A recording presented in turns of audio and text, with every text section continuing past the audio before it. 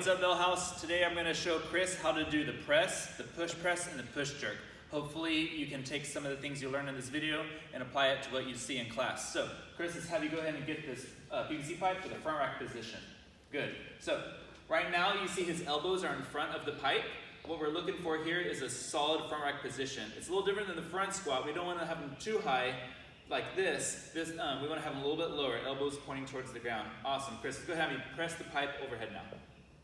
Awesome. Let's go ahead and go back to the front rack position. Do that 4 more times.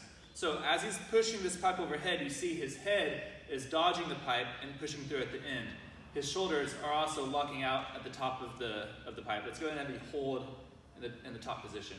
So right here you see his wrists. You can see his wrists stacked over his shoulders, stacked over his hips, stacked over his feet. That's called a straight line, and we love to see that in our movements today. So if his belly, let's go ahead and have you arch a little bit. So right now his belly comes out. What we need to do to fix this is pull the ribcage down. There you go. You can squeeze your butt at the top. Always keep the butt squeezed. Go ahead and relax. All right, so taking what we've done there, we're going to go into the push press next. This is the push press. We dip and we drive the pipe overhead. So let's find the same front rack position. Elbows are in the bar. Go ahead and dip. Right now, he just dipped a couple inches. We're not going for a squat here. We're just pushing the knees out as we dip. Now drive. Awesome. So squeeze the butt and we stood up all the way. Now we're going to go dip and press the bar overhead. All right, Chris, go ahead and dip and drive. Excellent. So what we did here was he used his dip, he used his hips to bring the pipe overhead. Sometimes what we see in the workouts or we see on ourselves is we end up pushing the bar before our lower body finishes driving. Let's go ahead and see what a bad rep looks like. So go ahead and just dip and then press with the shoulders too soon. One more. There you go. So unfortunately, we're losing a lot of power when we do that. A lot of the power we generate in our body comes from the lower body, the hips, and our shoulders. So let's make the most of what we're building here and use those legs to get the bar overhead. Last is the push jerk. We're going to dip and jump like this. So let's go ahead and get you in the front rack position. Let's dip and jump. Awesome. Go ahead and reset. So the main idea here is rebending underneath the pipe. The head is going down as the pipe goes up. Let's go ahead and have you dip again, Chris.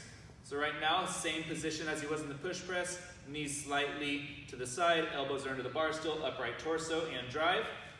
Hold it there, knees landing, still pushing out, feet slightly open up, and his wrists are still stacked under his shoulders, stacked over his hips, stacked over his heels. That's a good position. That's what we're looking for today. All right, so one of the common errors in this movement is, again, pushing too much with the shoulders before we open up the hips. Let's go ahead and see 2 core reps. Awesome. And then one more, push the pipe more in front of your face. Thank you. So one of the things we want to do to fix that is pulling our shoulder blades back. Let's have you go to the open over the top of the head. Awesome. So if his hands came forward, then he wouldn't be locking out with the shoulders. So let's come back a little bit. That's the position we're aiming for today. So whenever you're doing your push jerks, your push press, or your strict press, that's the finished position we want to aim for. Awesome. Hope you enjoyed this video. Feel free to reach out if you ever have any questions.